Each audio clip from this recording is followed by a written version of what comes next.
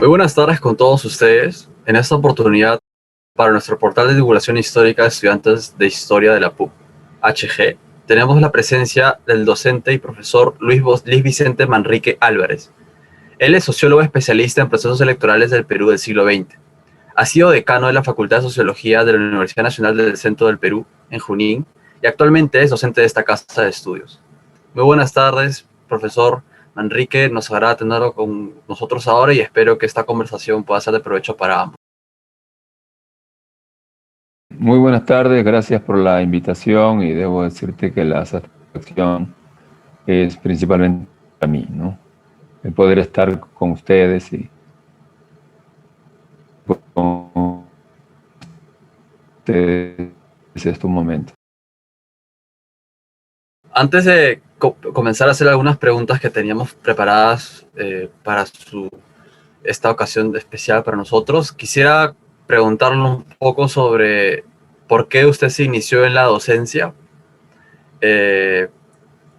y qué vínculo tiene en relación con la Universidad Nacional del Centro, si se puede, digamos, si usted ha enseñado durante toda su trayectoria profesional allí y quizás por qué desembocarse por la sociología antes que en diferentes otros campos, tanto de las ciencias sociales en general como cualquier otra ciencia en particular. Bueno, yo estudié letras en secundaria, antes había ciencias y letras, así que mis opciones estaban por estudiar derecho o alguna carrera de ciencias sociales, ¿no? De modo que cuando estaba terminando secundaria, estaba en cuarto año, tercer año, se da la reforma agraria que desarrolló Juan Velasco Alvarado. Y entonces ese fragor de la instalación de las cooperativas hicieron que se conmoviera el lugar donde yo nací y crecí, que es Pisco, ¿no? Yo crecí en el Valle de Pisco y ese valle estaba cubierto por haciendas productoras de algodón principalmente. Así que me interesé por la actividad que llegaban allá al Valle de Pisco. Empecé a conocer algunos de ellos porque en mi casa funcionaba la compañía de teléfonos que eran atendidas por mi mamá y otros familiares. De modo que me fue interesando por el acontecer nacional, viendo la labor de los profesionales de las ciencias sociales, ¿no? Trabajadores sociales, antropólogos, sociólogos. Un mundo formidable y me atrapó esa posibilidad, de modo que, llegado el caso, vi que aquí en Huancayo había la Facultad de Ciencias Sociales, de la que era parte Sociología. Habían unos amigos acá, unos paisanos acá que ya estudiaban Sociología, otros Ingeniería de Minas, etc. Así que al venirme aquí a Huancayo, vine ya con la decisión de estudiar Sociología, ¿no? Desde entonces estoy vinculado a la Sociología. He realizado unas actividades en el campo social y cuasi privado, ¿no? Como algunas ONGs. Pero ya finalmente me dediqué a la actividad docente, ¿no? En la Universidad Nacional del Centro. Eso es, en resumen, lo que puedo responder a la pregunta inicial. Muchas gracias por esa información. Yo quisiera preguntarle, ahora que ya conozco más o menos cuáles fueron las motivaciones que lo llevaron a estudiar sociología y dedicarse a ello, ¿de qué manera la perspectiva sociológica para usted ha cambiado o ha influido en la manera en cómo percibía usted tanto su entorno en el que se formó en Pisco, como también quizás por los años de docencia, lo que significaba la región del centro en contraste con otras partes del país, y por supuesto la realidad nacional en general. Bueno, claro, durante los estudios universitarios eh, teníamos aquí una formación básicamente beberiana, porque el cofundador de la universidad había estado en México, estudió en México sociología, el doctor Jesús Vélez Lizárraga, pero aún así las orientaciones sociopolíticas que se daban dentro de la universidad iban haciendo que los estudiantes de la universidad en general y de ciencias sociales en particular asuman alguna posición, algún tipo de simpatía por algunas orientaciones políticas, ¿no? Y los 70 fueron pues años de suma agitación por las reformas que impulsó el gobierno de Velasco, por la actitud de los partidos políticos, de los sindicatos, del movimiento estudiantil, de modo que todo eso incorporaba al conjunto de la sociedad y particularmente a los jóvenes, ¿no? A interesarse por lo que pasaba en la región y en el país, ¿no? Así que todo ello fue haciendo que nos interesáramos cada vez más en lo que estábamos estudiando, tratando de contrastar en las aulas con la realidad que se vivía en el acontecer de las cosas, en el transcurrir de los días, de manera que no había ningún instante para poder desinteresarse de la política o poder distanciarse de la política. Todavía estaban en pie la ilusión ideológica, digamos, las utopías y las diversas orientaciones, ¿no? De manera que todo ello fue haciendo que se enhebrara la formación profesional, los acontecimientos que pasaban en la sociedad y las posiciones que íbamos asumiendo los jóvenes, ¿no? Así que, bueno, eso hizo que nos fuéramos afirmando mucho más en nuestros estudios y en nuestras orientaciones políticas, ¿no? En la que de algún modo nos fue absorbiendo, ¿no? Y definiendo de alguna manera, ¿no? Sí, de hecho, a mí me hace recordar un poco como parte de mi trayectoria personal. Mi abuelo paterno fue docente en el Colegio 500 de Jauja, y él en los años 70 militó en el Partido Comunista Patria Roja. Llegó a ser secretario del SUTEP en Junín, y una de las cosas, no hablaba mucho de su época de activismo, pero una de las cosas que sí me comentaba era que era demasiado difícil que la juventud de la época en general no pudiese estar al tanto del acontecer político y no pudiese tomar algún tipo de acción al respecto, más allá de ideas o de conversaciones, y que precisamente hacía que las opciones partidarias y que eventualmente devenían en cierto tipo de actividades y movilizaciones, pues resultase sumamente atractivo. Eh, Ahora, yo quisiera preguntarle respecto a esto que ha mencionado, al, al empuje que generó la época por querer participar de la política de alguna forma en asociaciones o en grupos mucho más organizados.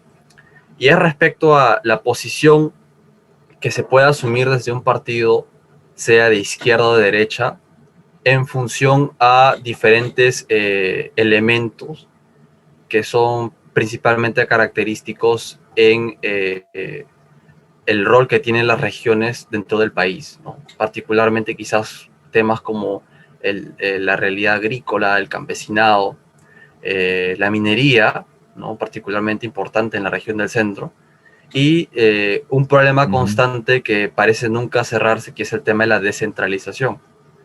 Quisiera preguntarle, por su experiencia o por lo que ha podido tener conocimiento desde tanto el ala de izquierda como de derecha, ¿qué tipo de postura ha visto usted que se ha asumido frente a estos fenómenos? Bueno, el,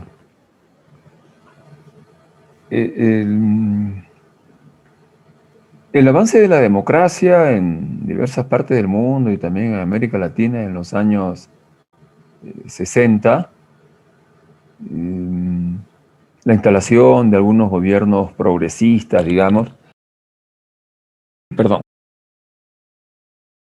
facilitaron que la organización social y política se acentuara, ¿no? Así que el movimiento sindical, por ejemplo, se fortaleció con la reaparición de la CGTP y el desplazamiento del APRA, tanto del movimiento obrero como del movimiento estudiantil e incluso del movimiento campesino. También el pueblo peruano empezó a organizarse casi masivamente, ¿no? Los pueblos jóvenes que empezaron a aparecer en los 70 tenían una vasta organización. Las mujeres empezaron también a organizarse, ¿no? A través de los movimientos feministas, a través de la Unión Nacional de Mujeres Peruanas, me acuerdo que había, ¿no? Y que actuaba con mucha frecuencia. De modo que socialmente el Perú empezó a organizarse. Estaba en todos los sectores. Había cierto nivel de coordinación. Todo eso se pierde de alguna manera luego con el terrorismo, ¿no? El movimiento social, sindical, en fin, se debilitaron ante la arremetida, en realidad, del terror. Y políticamente, también la mayoría de partidos empezaban a actuar, ¿no? Tenían sus locales, atraían a los ciudadanos y a los jóvenes, de manera que había una actividad social y política cada vez más intensa. Los jóvenes empezaban a despercudirse un poco con el movimiento hippie, con el rechazo de algunas figuras del deporte y de la música, las pretensiones norteamericanas por todo el mundo. Woodstock, por ejemplo, este gran movimiento musical que hubo el año 67, 68, fue haciendo pues que en los jóvenes surgiera tendencias libertarias, ¿no? Y querer contribuir con el cambio de su país, ¿no? Ya la Revolución Cubana había impactado de todos modos en la juventud latinoamericana, de modo que también aquí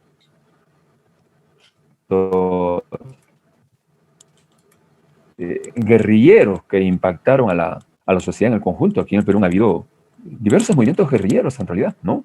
Ya, bueno, el último fue de los años 60, del 65, con el MIR de Luis de la Puente Uceda. De modo que los 60 fueron una especie de, y 70, de puertas abiertas a la organización sindical y política, y además en el lenguaje, José, social era pues la organización, digamos, el sindicalismo, ¿no? En este caso el sindicalismo clasista que empezaba a abrirse paso. En la política el lenguaje tenía como términos fundamentales, por ejemplo, el cambio, ¿no? Bueno, de cambio se habla hasta ahora, ¿no es cierto? Pero también se hablaba de reforma o de revolución. ¿Qué eran los términos? Se estaba tratando de vivir en democracia, como se quiera, pero los términos fundamentales eran esos: cambio, reforma o revolución.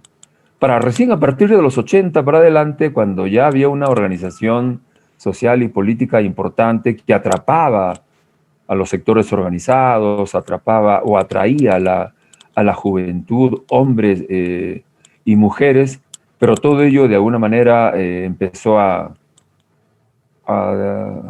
perder piso, digamos, con la presencia pues de movimientos extremistas, ¿no? Con el terror y luego con la propia lucha política en democracia, que en vez de unir empezaba a distanciar a las organizaciones sociales y políticas, sea de izquierda, sea de centro o sea de derecha.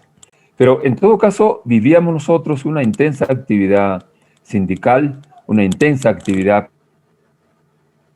diversas expresiones, no solamente era la izquierda dentro de la universidad, con sus diversas orientaciones, sino existía también la democracia cristiana, por ejemplo, la orientada principalmente por don Héctor Cornejo Chávez, ¿no? Existía el APRA, bueno, el APRA existe hasta ahora, aunque algo disminuido, pero el APRA era un movimiento muy fuerte y era el principal opositor de los partidos o movimientos juveniles de izquierda, ¿no? El PPC de alguna manera también tenía alguna significación, aunque no era masiva. Acción Popular estaba de alguna manera en una actitud pasiva por la expatriación, digamos, de Belaúnde, ¿no? Pero estaba allí latente. Así que los años 70 y en los 80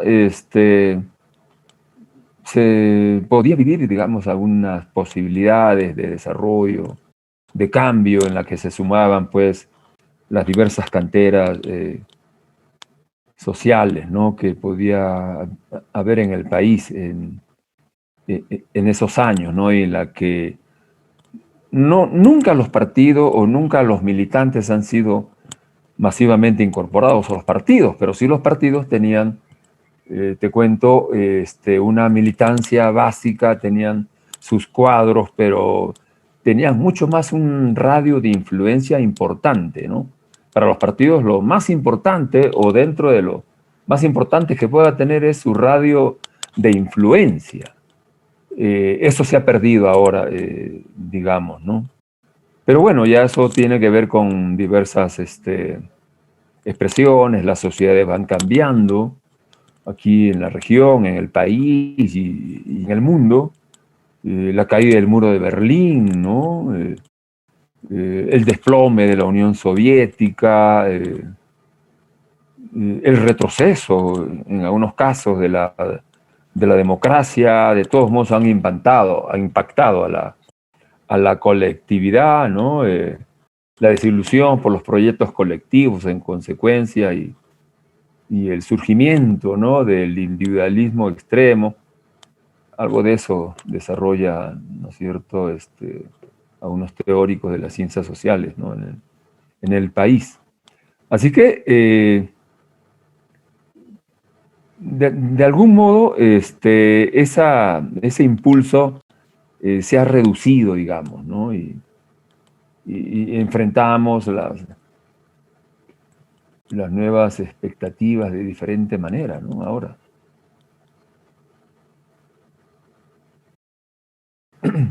Quisiera volver, aparte de su respuesta, que ha abordado diferentes temas, a un punto en particular, y es que ha mencionado el rol que tienen las universidades como parte de esta inserción en la vida política desde el lugar en donde resides, y cómo eso te permite también intervincularte con otros espacios más cercanos, un poco más remotos.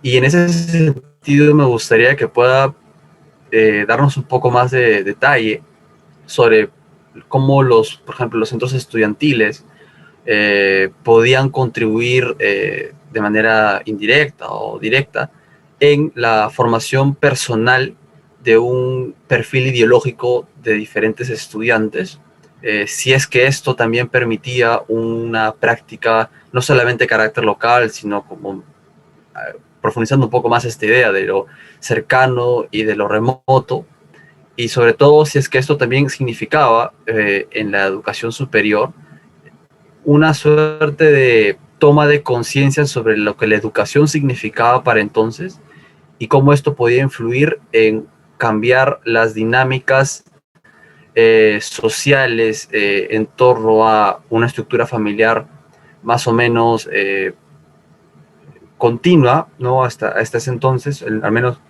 para las regiones, y las expectativas de los estudiantes respecto a lo que eso podía suponer para su futuro.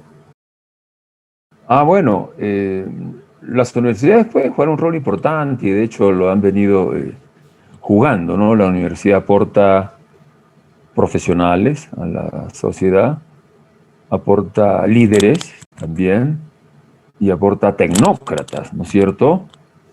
Eh, a su vez, la universidad es un centro de conglomeración, ¿no? De cientos y miles de jóvenes. Hasta los 80 se constituyó una especie de fragua política, de discusión, ¿no? Que hacía que si bien los jóvenes no participaban directamente, la mayoría no militaba dentro de las organizaciones, podía acercarse de algún modo, pero de todos modos, ¿no? De los diversos espacios de la política, de la izquierda, del centro y de la derecha. Los líderes que aparecían en la universidad eran muchachos que se preparaban.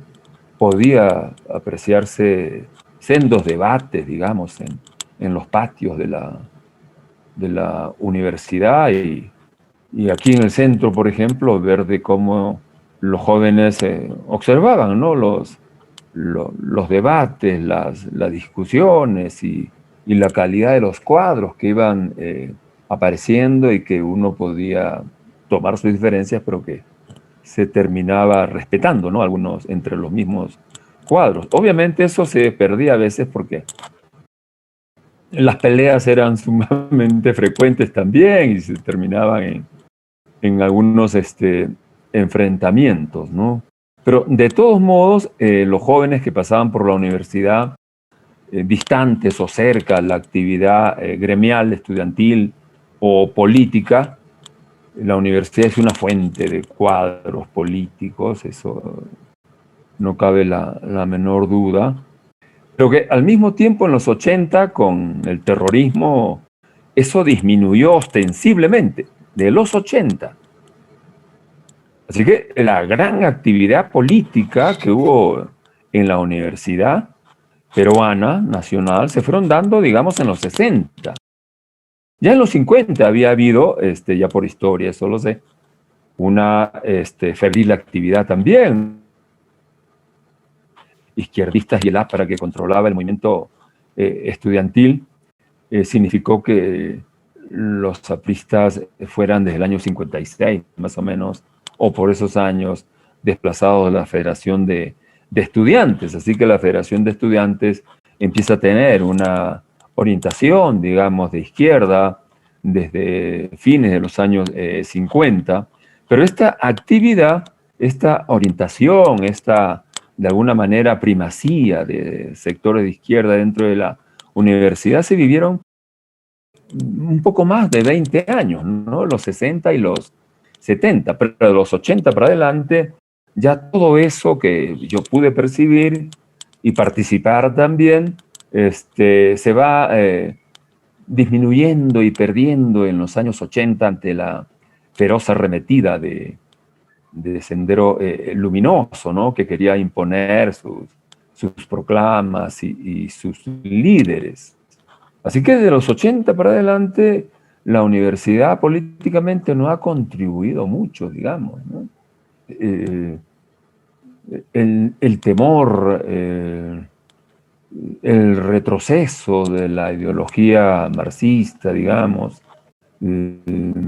fueron haciendo pues que se vaya perdiendo algo de interés en la política, digamos. El miedo luego. El miedo es una herramienta, ¿no? que vive en la sociedad peruana y que hace que de algún modo nos recluyamos dentro de nosotros mismos. Pero aún así la universidad puede jugar un rol importante, de todos modos sigue aportando con líderes, con profesionales o con tecnócratas, como te comentaba hace algunos momentos, ¿no? Existen movimientos estudiantiles, pero que ya no tienen el impacto que había en los años 60, ¿no? Y 70.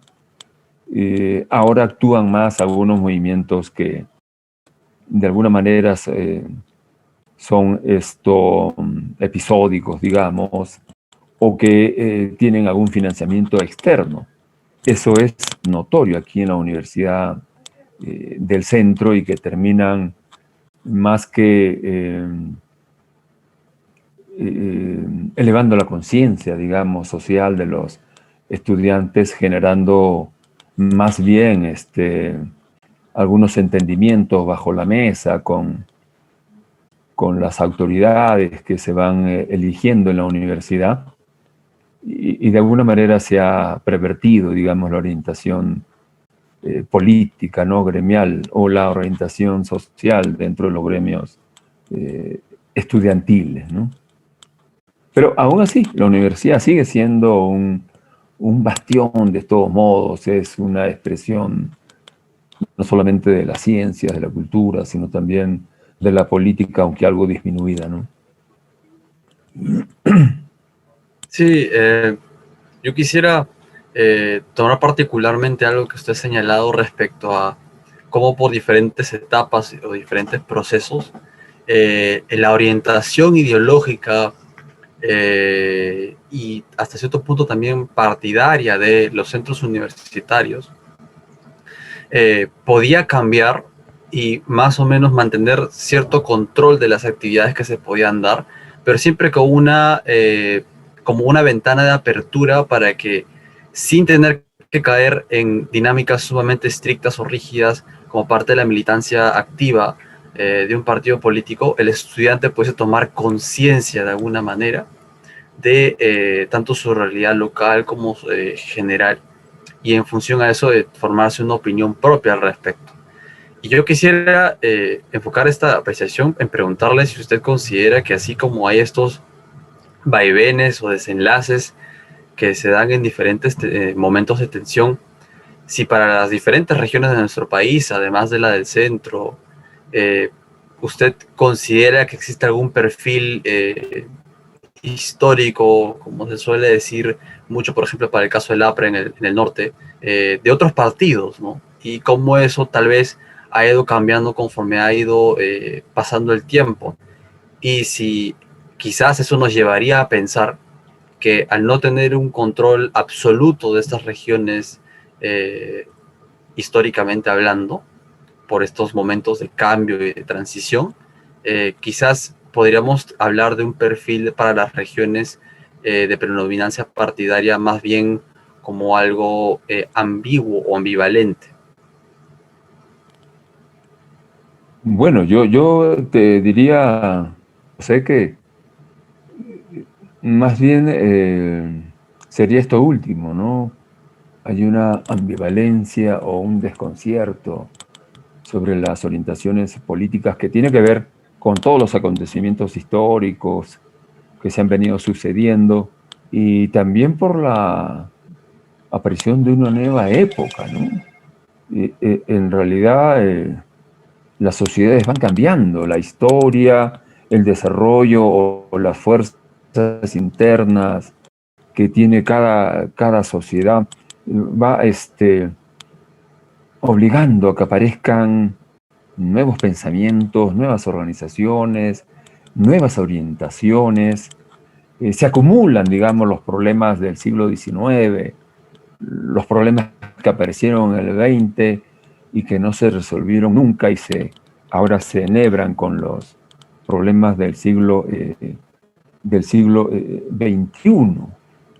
Y todo eso hace que haya alguna ambivalencia, alguna confusión. Nuestros líderes ya no tienen la claridad de antes, ¿no? Los líderes principales en el Perú son de la primera mitad del siglo XX. Y es en esa primera mitad que aparece Mariátegui, que aparece Haya de la Torre, que aparece don Víctor Andrés Belaúnde, o el mismo Fernando Belaúnde, ¿no? Para la segunda mitad ya no aparecen esos líderes que explicaban, que interpretaban su época en guías, ¿no es cierto?, de diversos sectores sociales. Desde los 50 para adelante ya eso no se produce. Ya no aparecen los nuevos líderes con pensamientos propios. La única idea genial que aparece de los años 50 es la teología de la liberación, ¿no? Eso, en un mundo de cambios continuos, hace pues que lleguemos a la ambivalencia o confusión de la que tú puedas estar ahora percibiendo, ¿no? Todo ello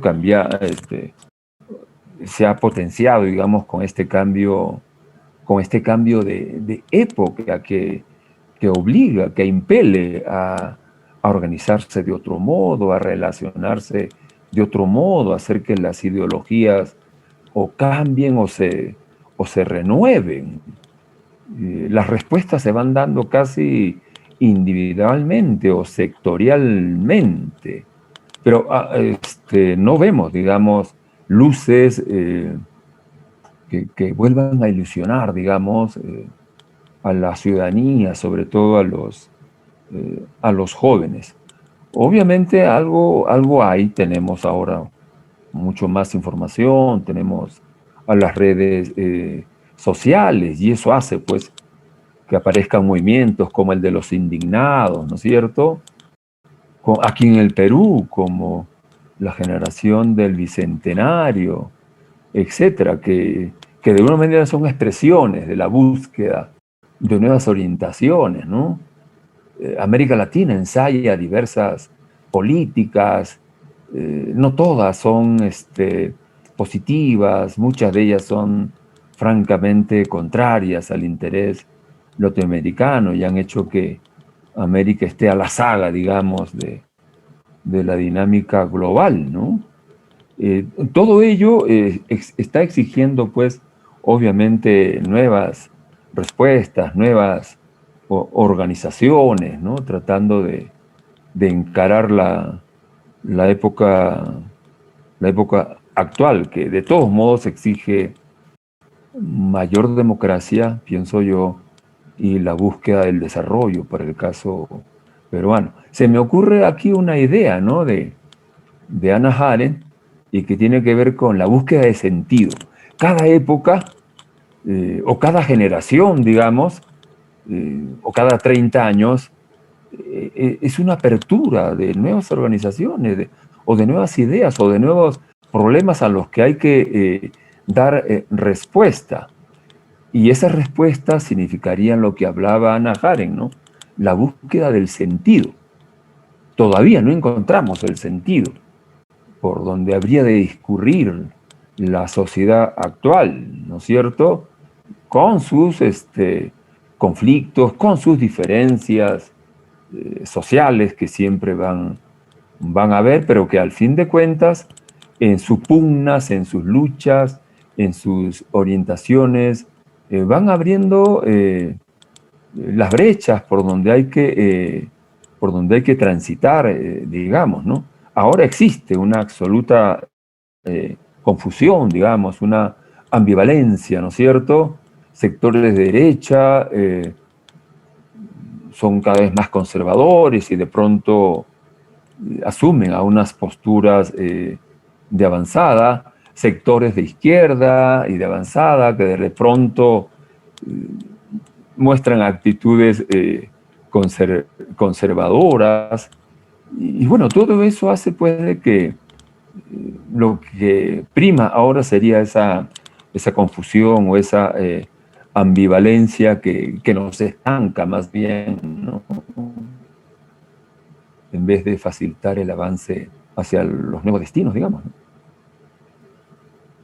Sí, por supuesto. Es una idea que a mí me llama mucho la atención, especialmente ahora en torno a esta realidad que cada vez más parece delinearse por una opción que no resulta del todo clara y que puede cambiar violentamente en función a esta carencia de encontrar un propósito o un significado colectivo que ha iniciado desde hace ya varios años por un tema generacional y que ha ido cambiando también conforme se daban diferentes vicisitudes en el transcurso del tiempo. Y con ello a mí me gustaría plantearle como pregunta final para concluir nuestra entrevista, de cara a las elecciones generales que ya van a ser de aquí a más o menos unas 2 semanas. Y rescatando esa apreciación que usted ha tomado en consideración respecto a cómo cada uno de los alas ideológicas que pintan ahora nuestro panorama político están optando por extremos frente a precisamente las dificultades que supone encontrar una respuesta a los problemas que nos vienen aquejando y que no se terminaron por resolver. ¿Usted consideraría que estamos frente a un escenario polarizado que precisamente responde a estas problemáticas que vienen suscitándose desde hace bastante tiempo? Y si es así, ¿usted considera que eso es un caso exclusivo para América Latina por las circunstancias históricas que usted mismo ya ha descrito? ¿O se trataría de un fenómeno de carácter global que significaría también el advenimiento de un nuevo tiempo con diferentes dinámicas y modos de participación de los diferentes actores? Mira, José, en realidad esta época es además de incertidumbre, ¿no es cierto? Porque la democracia es aceptada en todas partes, la izquierda abraza ahora la democracia, eso es indudable, la considera como un sistema más o menos adecuado, pero al mismo tiempo la democracia ya viene siendo vista como algo secundario. Steven Levitsky, un politólogo norteamericano que viene a Perú con frecuencia y conoce la realidad peruana, con otro estudioso escribieron un libro sobre cómo caen las democracias y veía que en su país la democracia peligraba, ¿no? Ya no bajo la amenaza, ¿no?, de un espadón o de un militar, que es lo que ha ocurrido siempre en diversas partes del mundo y aquí en América Latina, sino por gente como el señor Trump, ¿no?, al que se le puede agregar al señor Bolsonaro en Brasil, ¿no? Y además porque Alan Turing, un sociólogo francés, señalaba que el siglo XXI, decía, podía ser mucho más violento que el siglo XX, que ya ha sido sumamente violento, ¿no? El siglo XX ha sido un siglo de contrastes, ¿no? De grandes avances, por un lado, en los diversos órdenes, la democracia, en las ciencias, en la educación, ¿no es cierto?, etcétera. Pero también el siglo XX fue, pues, de las guerras mundiales, ¿no es cierto?, de la destrucción de ciudades bajo la bomba atómica. Para Turey, ese fenómeno puede ser ahora mayor, porque se están acumulando una serie de problemas y que tendrían que ver también con el agua, con el medio ambiente, etc. Eso es lo que hay que evitar y que los jóvenes también tienen que evitar. Pero dentro del Perú aparecen a unas posturas extremas, pero más de derecha que de izquierda. Está la desfachatez, por ejemplo, desaparecer y tener algo de atractivo, ¿no?, representado en el señor López Aliaga, que a los 60 años aparece ahora como un luchador en contra de la corrupción, ¿no? Y trata de ponerse por encima de gente que viene luchando durante años, ¿no es cierto?, por organizaciones sociales que también hacen lo mismo, ¿no? Pero si tú observas, la extrema izquierda en el Perú, que sería el otro polo en relación al señor Aliaga y algunos medios masivos de comunicación, la extrema izquierda no figura, digamos, en la lucha legal, en la lucha democrática. La expresión más abierta, digamos, o más inteligente que presenta la izquierda es pues encarnada por Verónica Mendoza. Y el discurso de Verónica Mendoza no es ningún discurso, digamos, extremista, ¿no? Al contrario, yo veo mucha similitud entre lo que propone su movimiento o cualquier otro, Marco Arana o de cualquier otro, es pues lo que postula, por ejemplo, el acuerdo global, ¿no? O el acuerdo nacional que tiene 35 políticas que son compartidas por todos. La ONU mismo viene planteando una serie de políticas que son incorporadas a las diversas organizaciones. De modo que la mayoría de organizaciones, tanto en elecciones regionales como en elecciones nacionales, tienen una gran aproximación. La lucha aquí es simplemente, en gran medida, por modernidad o tradicionalismo. Si se respetan los derechos, si se afirman los se moderniza la economía o no, pero no es una economía, digamos, a la que tengamos que temerle, sino que simplemente trata de ser una especie de economía social de mercado, de manera que haya aproximaciones. Yo más bien veo eso, ¿no? En la propuesta. Hay diferencias en lo que puede hacer. Para algunos consideran que el Estado debe seguir como hasta ahora. Para otros, que el Estado debería jugar un rol mucho más activo, dadas las circunstancias. De modo que las formas no pueden dejar de incomodarnos. Al contrario, ahora la lucha es por quién encarna mejor el sentimiento nacional en la búsqueda de qué. En la búsqueda de una verdadera modernidad del país. Y como te repito, aquí en las elecciones regionales son ganadas, por lo general, por movimientos regionales. Aquí en el Perú ya hemos tenido 5 elecciones regionales. Y en Junín, José, todas estas elecciones han sido ganadas por movimientos regionales, de izquierda, de centro o de derecha, si se aproximaciones en sus propuestas, que son 4: la defensa del agro, la defensa del medio ambiente, la lucha contra la corrupción, y la salud, son casi las mismas propuestas, no hay mayor diferencia, ¿no? Yo he estado observando las propuestas de las diversas organizaciones que suman siempre más de 10 por lo menos, pero que en el contenido es lo mismo. De modo que en las elecciones se prenden las alarmas más que todo para descalificar, ¿no es cierto?, al adversario, más que discutir a profundidad lo que se viene proponiendo. Por eso te digo que la pelea aquí es más entre o modernidad o mantener las cosas como hasta ahora, ¿no es cierto? Todos los peruanos, José, queremos el cambio. No hay nadie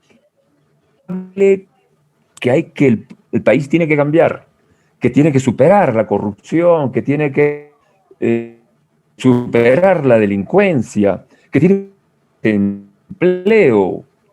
Todo eso es lo que nos conmueve a todos los peruanos. Pero a la hora de las definiciones nos asalta el miedo, nos asalta el temor y terminamos nosotros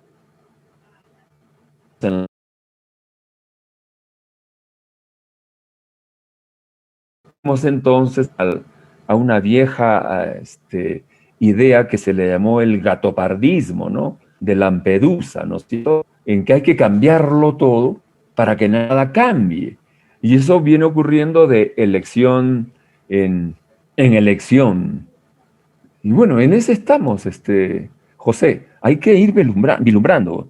Viejos como yo y jóvenes como ustedes, tenemos que ir observando hacia dónde deberíamos orientar nuestras preocupaciones, ¿no?